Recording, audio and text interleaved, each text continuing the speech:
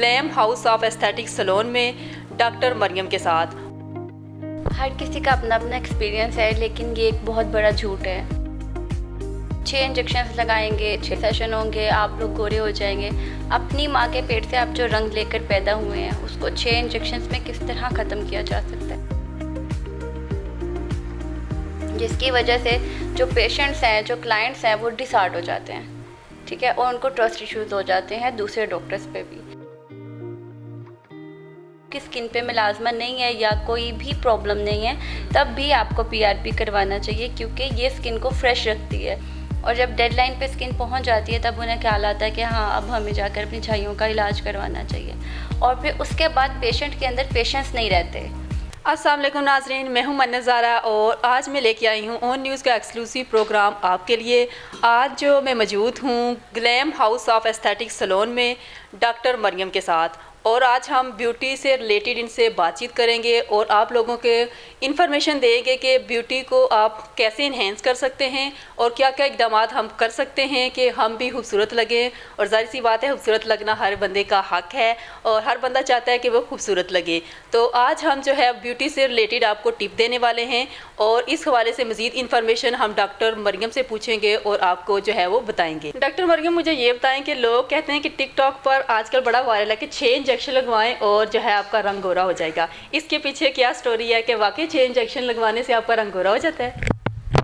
हर किसी का अपना अपना एक्सपीरियंस है, लेकिन ये एक बहुत बड़ा झूठ है। बहुत सारे लोग मेरे पास आते हैं और पेशेंट्स कहते हैं कि फ़लाँ डॉक्टर तो टिकटॉक पे कह रहा है कि जी हम लोग तो 6 इंजेक्शन लगाएंगे, 6 सेशन होंगे, आप लोग गोरे हो जाएंगे।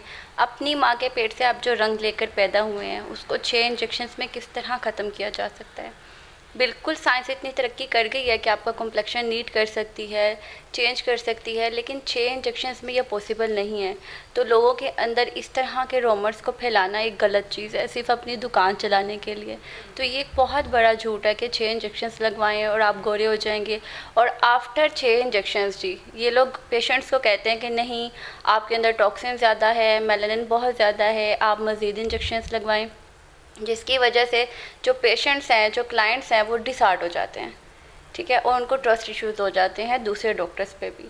तो ये एक बहुत गलत चीज़ है कि आप अपने इंजेक्शंस और अपनी दुकान चलाने के लिए लोगों को मिसगाइड कर रहे हैं। ये देखिए, ये बात गलत है कि आप गोरे नहीं हो सकते 6 इंजेक्शन लगवाने के बाद। आप गोरे हो सकते हैं, लेकिन 14 to 15 इंजेक्शंस के बाद 6 इंजेक्शंस में इतनी हैवी डोज आपको कभी भी नहीं लगाई जाती कि खुदा ना करे आपकी किडनी फेल्स हो सकती हैं। अगर वो डोज बहुत ज़्यादा हैवी है और आप कह रहे हो कि 6 इंजेक्शंस में आप गोरे हो जाओगे, तो डैट मीन्स कि डेफिनेटली आपकी किडनीज़ पे फ़र्क पड़ेगा, आपकी किडनीज़ पे, लिवर्स पे फ़र्क पड़ेगा, जिसकी वजह से मैं इस चीज़ को एग्री नहीं करती। ये एक बहुत बड़ा झूठ है। फ़र्क पड़ता है, रंग साफ़ कर दिया जाता है, लेकिन 14 to 15 इंजेक्शंस के बाद लाइट डोज के साथ चला जाता है। और आप किसी भी कैटेगरी में चले जाओ, किसी भी आप कंट्री या नेशन से आप लोग इंजेक्शंस परचेज़ कर रहे हो या ले रहे हो या पाकिस्तान में इंपोर्ट हो रहे हैं, तो कोई भी इंजेक्शन ऐसा नहीं है जिसमें सिर्फ 6 इंजेक्शंस और वो आपको गोरा कर दें।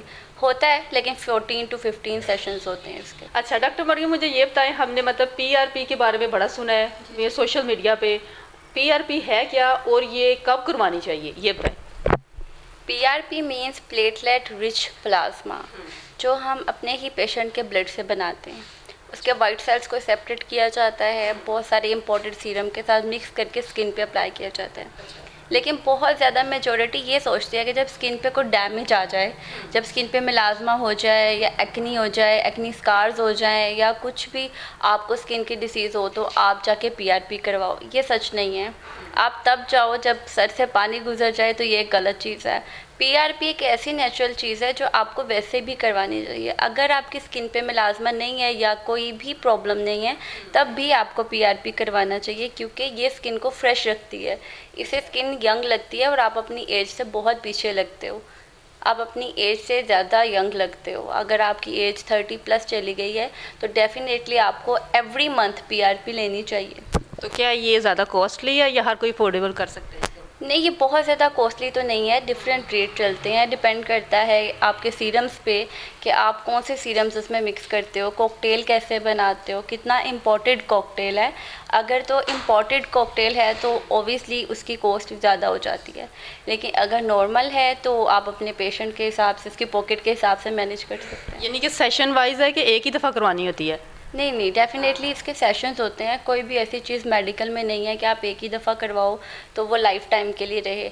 जैसे कि फिलर्स हैं, अब फिलर भी कुछ अर्सा चलते हैं, 1 ईयर, ज़्यादा से ज़्यादा 2 ईयर्स चलते हैं, उसके बाद आपको दोबारा रिटच करवाना ही पड़ता है। बोटॉक्स है वो एक दफ़ा एक सेशन ही होता है, लेकिन कुछ अरसे के बाद ख़त्म हो जाता है तो आपको दोबारा करवाना पड़ता है। यानी कि कुछ अरसे तक इनका जो है वो असर होता है, इसके बाद दोबारा आपको करवाना पड़ता है। जी बिल्कुल। अच्छा डॉक्टर मरियम, हमने स्किन की बात कर ली है, अब आ जाते हैं हेयर की तरफ। तो मुझे ये बताएं कि पीआरपी हेयर पे भी इसका कोई बेनिफिट है? बिल्कुल बिल्कुल, हेयर पे भी पीआरपी बहुत ज़्यादा बेनिफिट्स देती है। अगर आपको हेयर फॉल हो गया है या हेयर डैंड्रफ है और किसी भी इम्पोर्टेड शैम्पू से वो ख़त्म नहीं हो रहा, तो डेफ़िनेटली आपको पीआरपी की तरफ जाना चाहिए।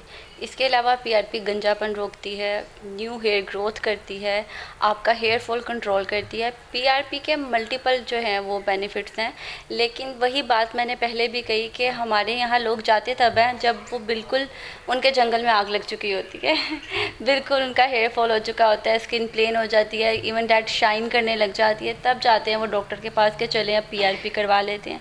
ऐसा नहीं करना चाहिए। जब आपको हेयर फॉल स्टार्ट हो जाए या डैंड्रफ स्टार्ट हो जाए, डेफिनेटली आपको अपने डॉक्टर से कंसल्ट करना। इसकी एक वजह ये भी है ना कि हमें इतनी अवेयरनेस नहीं होती कि हमने क्या करना क्या नहीं, हम अपने टोटके आजमाते रहते हैं। टोटकों पे तो बिल्कुल नहीं जाना चाहिए, क्योंकि टोटके हर किसी के लिए नहीं बने होते। अगर किसी एक को सूट कर रहे हैं तो डैट नॉट मीन कि अगले 9 लोगों को भी वो सूट करेगा। तो घरेलू टोटकों से बचना चाहिए। फ़र्स्ट ऑफ़ ऑल आपको डॉक्टर से कंसल्ट करना चाहिए, और आजकल तो बहुत सारे सोशल मीडिया के प्लेटफॉर्म ऐसे हैं जिनकी वजह से अवेयरनेस है लोगों को, तो डेफ़िनेटली आप लोगों को उससे फ़ायदा उठाना चाहिए। जी, ये तो सही कह रही हैं आप। अच्छा डॉक्टर साहब, अब ये बताएं स्किन और हेयर का जो है ये ट्रीटमेंट हमें मतलब कब करवाना चाहिए, कब हमें पता हो कि ये इतने दिनों बाद, महीनों बाद, सालों बाद, कब हम इस ट्रीटमेंट की तरफ आएँ? देखिए, पानी तो रोज़ पीना पड़ता है ना, क्योंकि बॉडी को उसकी नीड है। खाना हमें रोज़ खाना पड़ता है क्योंकि बॉडी को उसकी नीड है। तो डेफिनेटली स्किन और हेयर के ट्रीटमेंट भी एट लीस्ट हमें मंथ में 1 टाइम ज़रूर लेने चाहिए, क्योंकि ये हमारी स्किन और हेयर की नीड है। अगर हम बिल्कुल ही इनको छोड़ देते हैं तो फिर डैमेज आता है। लड़कों में गंजापन बहुत ज़्यादा बढ़ना शुरू हो जाता है, लड़कियों में, फीमेल्स में मिलाज़मा, छाइयाँ, इस तरह की चीज़ें नुमायाँ होना शुरू हो जाती हैं। बहुत सारी फीमेल्स ऐसी हैं जो बच्चे पैदा करती हैं और ख़ुद की स्किन पे ध्यान नहीं देती हैं, और जब डेडलाइन पे स्किन पहुंच जाती है तब उन्हें ख्याल आता है कि हाँ, अब हमें जाकर अपनी छाइयों का इलाज करवाना चाहिए। और फिर उसके बाद पेशेंट के अंदर पेशेंस नहीं रहते कि वो चाहता है कि बस अब मैं गया हूँ और विदिन 1 वीक, विदिन 10 डेज़ मुझे फ़र्क पड़ जाए या मेरा मिलाज़मा ख़त्म हो जाए। तो ये पॉसिबल नहीं है। कोई भी स्किन ट्रीटमेंट है या हेयर ट्रीटमेंट है, मिनिमम और मैक्सिमम उसे 3 मंथ्स चाहिए होते हैं आपको ठीक करने के लिए प्रॉपरली, ताकि आपको मज़ीद आगे जाकर इस चीज़ की वजह से परेशान ना होना पड़े और बार बार मिलाज़मा या हेयर फॉल आपको बार बार ना होना पड़े। लेकिन यहाँ पे आके हमारी बहुत बड़ी मेजॉरिटी है जो सब्र नहीं करती है, ठीक है, और 3 महीने भी अपने डॉक्टर को नहीं देती है और डॉक्टर्स बदलना शुरू कर देते हैं। बहुत सारे लोग जब मेरे पास आते हैं तो वो बहुत सारे डॉक्टर्स को चेक करके आ चुके होते हैं कि वहाँ गए थे, फ़र्क नहीं पड़ा। मैं ये नहीं कहूँगी कि मैं ही बहुत अच्छा काम कर रही हूँ, ओबियसली सब पढ़े लिखे हैं, डॉक्टर्स हैं, क्वालिफाइड पर्सन्स हैं, वो अच्छा काम कर रहे हैं, लेकिन पेशेंट को पेशेंस रखनी चाहिए कि वो अपने डॉक्टर को एट लीस्ट 3 मंथ्स दे, ताकि वो हर तरह का डैमेज समझे और अपने पेशेंट को अपने साथ ट्रीट कर सके। और स्किन और हेयर के लिए तो बहुत ज़्यादा ज़रूरी है कि आप इसको बहुत ज़्यादा सब्र के साथ चलो, ताकि आप अच्छी से अच्छी चीज़ों से बेनिफिट हासिल कर सकें। लोगों में जब पेशेंट्स नहीं होते हैं, वो बेसब्री का मुज़ाहरा करते हैं कि अभी अब 2 इंजेक्शन लग गए, हम गोरे नहीं हुए, या एक पीआरपी का सेशन ले लिया तो हमारा चेंज करना शुरू कर देते हैं कि हमें फ़र्क नहीं पड़ रहा, मतलब हम चाहते हैं कि फ़ौरी रिजल्ट मिले। तो ऐसा नहीं करना चाहिए। एस्थेटिक की ऑल सर्विसेज में आपको सेशंस रिक्वायर्ड हैं और मिनिमम मैक्सिमम 3 मंथ्स वेट करना चाहिए किसी भी चीज़ के रिजल्ट्स के लिए। और जिस तरह खाना ज़रूरी है, पानी पीना बहुत ज़रूरी है, उसी तरह स्किन और हेयर को देखना भी बहुत ज़रूरी है। एट लीस्ट मैं बार बार कहूँगी कि महीने में 1 दफ़ा तो ज़रूर अपना स्किन और हेयर ट्रीटमेंट लें। चलें डॉक्टर साहब, अब हम अपनी बात को जो है वाइंड अप करते हैं और आपसे जो है लास्ट क्वेश्चन है मेरा कि अपनी स्किन को रिंकल फ्री बनाने के लिए हमें जो है वो कौन सा ट्रीटमेंट करवाना चाहिए और क्या तरीक़ाकार है और इसके कितने सेशन होते हैं, ये हमें बता दें। इस बारे में थोड़ा सा जो है ना वो गाइड करें। देखिए, अगर तो आप बोटॉक्स करवाते हैं तो वो एक बहुत ही हार्ड सीरम होता है जिसका एक सेशन करवाना पड़ता है और आपको काफ़ी अरसे तक दूसरा सेशन नहीं लेना पड़ता। और सेकंड ऑप्शन होता है PRP रिंकल्स, ठीक है, जिसमें मेसोथेरेपी भी आ जाता है, जिसको मिक्सअप कॉकटेल करके आपकी स्किन पे इंजेक्ट किया जाता है। उसके सेशंस रिक्वायर्ड होते हैं, मिनिमम 6 इंजेक्शंस होते हैं जो हमने 6 सेशन में आपको आपके रिंकल्स के लिए लगाना होते हैं। लेकिन लोग तब सोचते ये हैं कि अगर एक ही सेशन करवा ले तो रिंकल फ्री हो जाए, तो ये पॉसिबल नहीं है। जब एज इफ़ेक्ट्स आना शुरू हो जाते हैं तो आपकी एज के नंबर ज़्यादा होना शुरू हो जाते हैं, तो उसके लिए आपको एवरी मंथ आना पड़ता है या एवरी आफ्टर 15 डेज़ आपको ये ट्रीटमेंट लेना पड़ता है, जिसको हम नॉर्मल लैंग्वेज में अभी PRP कह रहे हैं। वैसे हम इसका मेसोथेरेपी भी कर सकते हैं, यानी कि डिफरेंट नेम है, डिफरेंट डॉक्टर कर रहे हैं, अलग अलग तरीके से कर रहे हैं। और ज़रूरी नहीं है कि आपको रिंकल्स हो जाएं या कोई इशू हो तो ही आप ये करवाएं। अगर आपको बेबी स्किन चाहिए, शाइन करने वाली स्किन चाहिए, ग्लोइंग स्किन चाहिए, तो आपको definitely PRP, vampire facial, micro needlings, ऐसी चीज़ें करवानी चाहिए। तो आप क्या कोई ऐसा घरेलू टोटका जो घर बैठी खवातीन जैसे गांव देहात में होगी जो इस तरह की चीज़ें अफोर्ड नहीं कर सकती, तो उस तरह का कोई आप बता सकते हैं कि जो हर बंदा जो है वो इजीली घर में कर ले खुद को जो है मेंटेन रखने के लिए? देखिए, घरेलू टोटके तो यूट्यूब पे भरे पड़े हैं कि आप घरेलू टोटके करें, लेकिन अब मेडिकल इतना आगे निकल चुका है कि वो इन घरेलू टोटकों से बहुत आगे है। अगर मेडिकल को किसी भी काम के लिए 3 महीने लग रहे हैं तो डेफिनेटली किसी भी घरेलू टोटके को आपको 3 साल देने पड़ेंगे, फिर जाके वो आपकी स्किन पे कोई भी अपना असर देता है। तो अगर आप कंटिन्यूसली कर सकते हैं तो सबसे पहले आप तमाम फीमेल्स और मेल्स मल्टीविटामिन अपनी डाइट में ऐड कर लें, तो आपको और कुछ करने की ज़रूरत नहीं है। हम लोग हर किस्म की एप्लीकेशन स्किन के ऊपर कर लेते हैं, ऊपर की लेयर पे लगा लेते हैं, कर लेते हैं, लेकिन अंदर से देखना ही भूल जाते हैं।